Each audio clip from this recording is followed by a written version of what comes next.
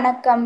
இந்த தொகுப்பில் நாம் தியானத்தில் இருக்கும் பொழுது என்ன வகையான உணவுகளை உட்கொண்டால் நல்லது என்பதை பற்றி இந்த தொகுப்பில் நாம் பார்ப்போம். தியானத்தில் இருக்கும் பொழுது நாம் அரை வயிறு உணவும் அரை வயிறு தண்ணீரும் உட்கொள்வது மிகவும் நல்லது. சாதம், காய்கறிகள், பருப்பு, ரொட்டி முதலியவற்றை அதிகமாக உட்கொண்டால் வயிற்று கனமாக இருப்பதால் நாம் தியானம் செய்வதற்கு தடைப்படும்.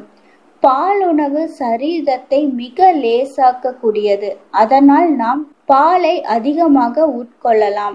அதனுடன் நம் பழங்களும் சேர்த்து கொள்ளலாம். நாம் மிகவும் பலவீனமாக தோன்றினால் மட்டுமே ஓரிரு நாட்களுக்கு சிறிது சாதத்தை நாம் எடுத்துக்கொள்ளலாம். நன்றி.